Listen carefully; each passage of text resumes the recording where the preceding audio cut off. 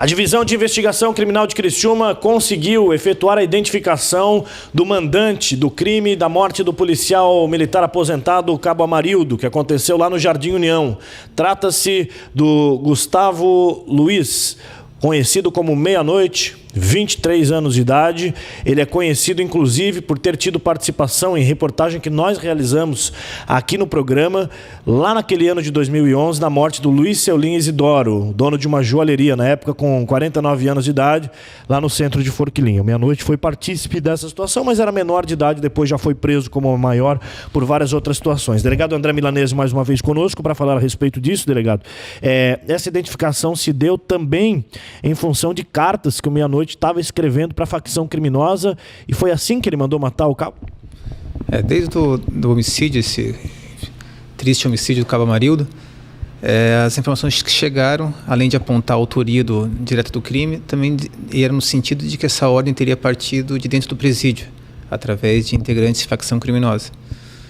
Durante a investigação, nós apuramos esses fatos, inclusive interrogamos o Gustavo como possível mandante, o Meia-Noite, ele negou, mas a gente acabou chegando à autoria dos crimes. Foram dois maiores de idade, né, o Wesley e o Leonardo Vugunô, que praticaram um crime, juntamente com o adolescente. O adolescente foi apreendido, os dois maiores pediu-se mandado de prisão, eles foram presos, e quando nós fomos prender o Leonardo Vugunô, e também cumprimos mandato de busca na casa do Leonardo, nós encontramos bem escondido, né, nos pertences dele, alguns bilhetes com letras bem pequenas, enroladinhos, que são conhecidos aí no meio do presídio, no meio policial, como pipos, que são bilhetes que os presidiários, pela dificuldade de entrada de celular hoje em dia nos presídios, eles, para conseguirem se comunicar com o exterior, fora do presídio, eles fazem esses bilhetinhos e encaminham para os visitantes, que acabam escondidos nas vestes,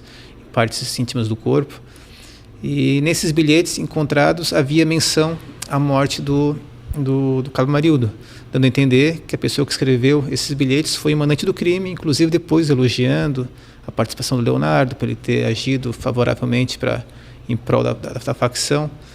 E como havia essa informação que o Meia-Noite seria o mandante, nós submetemos a um exame grafotécnico esses bilhetes, para comprovar se realmente foi o Meia-Noite ou não que escreveu esses bilhetes. E essa confirmação só chegou agora, chegou essa semana aqui na DIC, depois de passados 6 meses da investigação, e veio positiva, confirmando que realmente foi o Meia-Noite que escreveu esses bilhetes, comprovando assim as informações que nós tínhamos, que já tínhamos explicitadas para o juiz, para o Ministério Público. Então, com essa confirmação, nós entendemos que há fortes indícios de que o Meia-Noite foi o mandante do homicídio. Por isso, depois aí de 6 meses já dos autores estarem presos, nós agora estamos indiciando o Meia-Noite por ser o mandante desse crime. Delegado, ele já é conhecido aí, né, da polícia há bastante tempo, e de fato ele seria uma das lideranças do PGC, ali pelo menos no bairro Progresso? Sim, tudo indica que sim. Ele está preso desde 2017, vai completar mais de 1 ano e meio que ele está preso. Mas, além nesses mesmos bilhetes que nós aprendemos, ele se referia a outros fatos também acontecidos ali no bairro Progresso, inclusive um homicídio do Lúcio vulgo Ninja, praticado anos antes. Então dá para ver que realmente ele tinha esse poder de comando, de decidir sobre as coisas.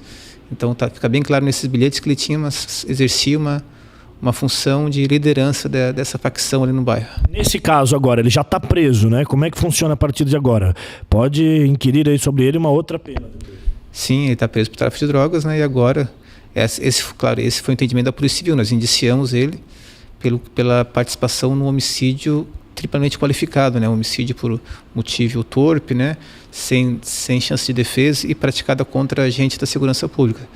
Ele está sendo indiciado e agora cabe ao Ministério Público e ao Judiciário, principalmente nesse momento ao Ministério Público, analisar essas informações e se entender que há provas e argumentos cabíveis, ele instaurar daí uma ação criminal, denunciar o por meia-noite por esse crime e ele vai agora responder, a partir daí, um novo processo-crime, desta vez por homicídio.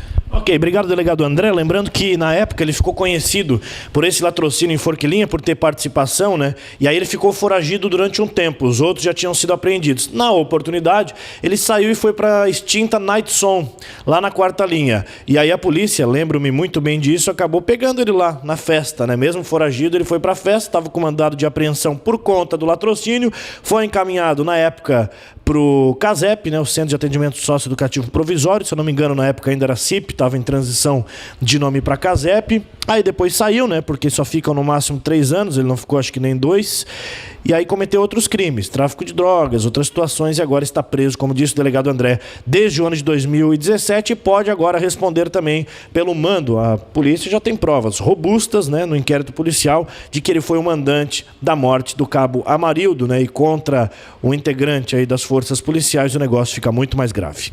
Com imagens de Nilson Carioca, João Zanini para o Linha Verdade.